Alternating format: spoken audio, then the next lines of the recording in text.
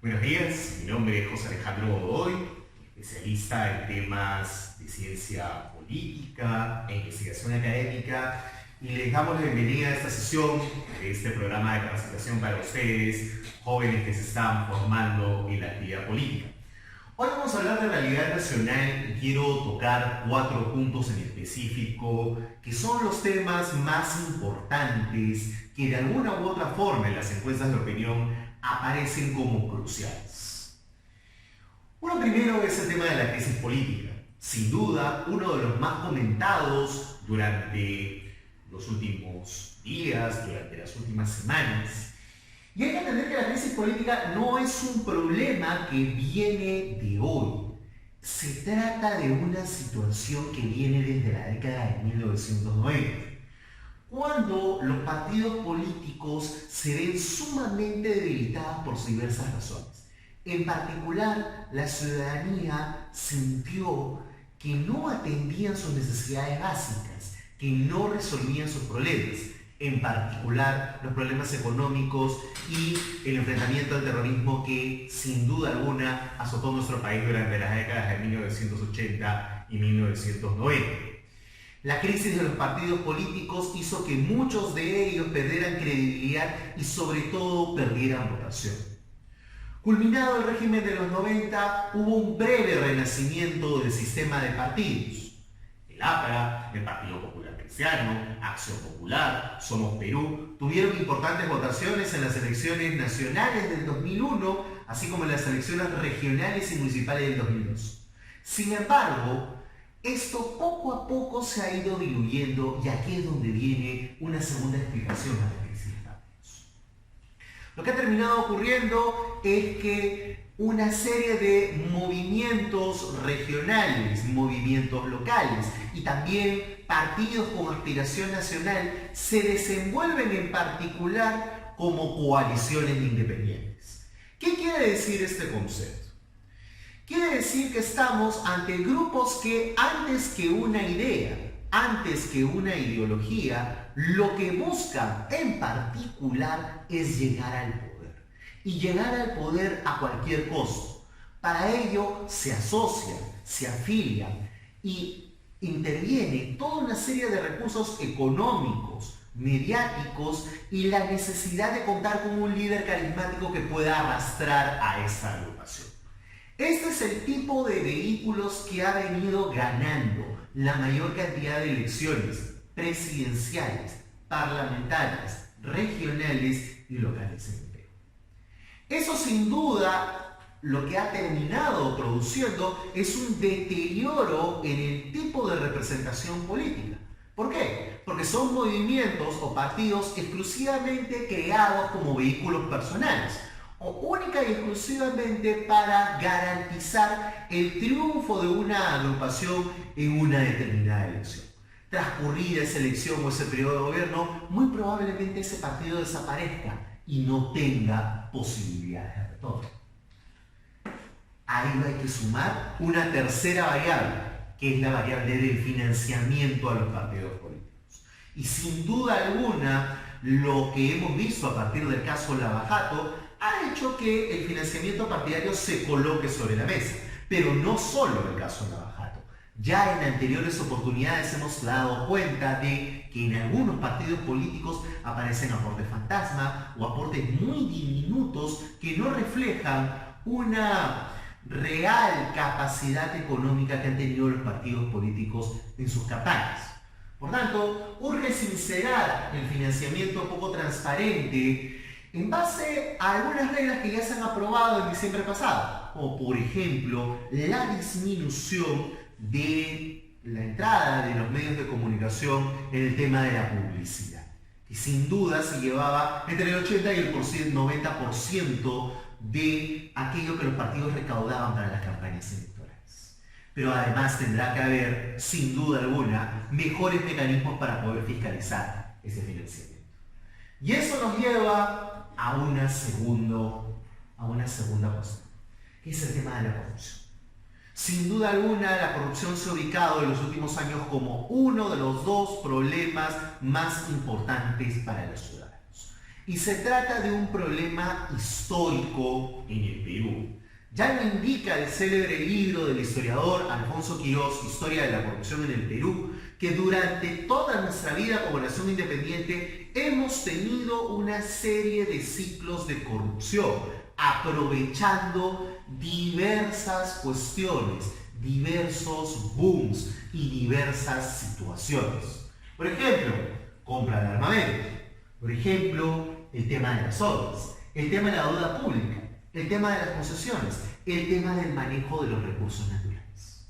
Son cuestiones que históricamente han traído toda una serie de ingresos al erario nacional, pero también ha traído mucha corrupción al país. Y lo que tenemos en claro, luego de las experiencias históricas que hemos tenido, y sobre todo del caso Lavajato, es que hay una serie de dificultades institucionales para poder contrarrestar ese mal. Y esta serie de dificultades tiene que ver con, por ejemplo, la forma en cómo se asignan las obras públicas, la forma en cómo se otorgan concesiones, cómo es que se financia la deuda pública, interna o externa, o cómo se ha comprado armamento en las últimas décadas. Lo que hemos visto en los últimos años es una cuestión mucho mayor, porque implica una corrupción de índole transnacional, que pocas veces se ha visto en la historia reciente de América Latina. Pero sin duda también hay un tema de valores de por medio. Para que una persona se corrompa, no solamente es indispensable que exista una serie de fallas y de falencias institucionales, también es importante saber que muchas de estas personas tienen una escala de valores bastante trastocada. Y sin duda alguna es aquello que junto con estas debilidades institucionales deberíamos cambiar. Y ustedes, como jóvenes, deberían tomar en consideración al momento de entrar a la actividad política. Ustedes no pueden repetir los errores del pasado.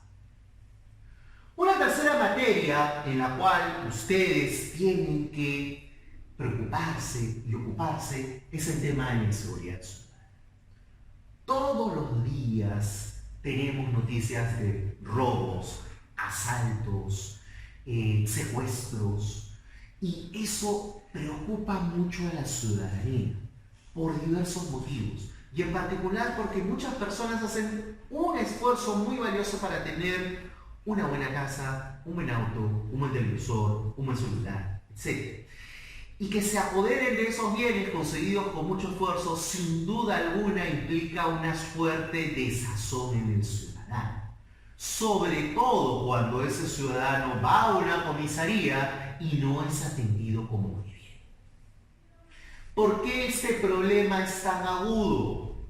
Porque hay muy poca institucionalidad al respecto. Si bien es cierto, existe un Ministerio del Interior, existe una Policía Nacional para disuadir el delito, lo cierto es que los frecuentes cambios en el Ministerio del Interior hacen que no exista una sola política de seguridad ciudadana que vaya con otras políticas públicas, por ejemplo, la economía, por ejemplo, las relaciones exteriores, con una mirada de mediano y largo plazo.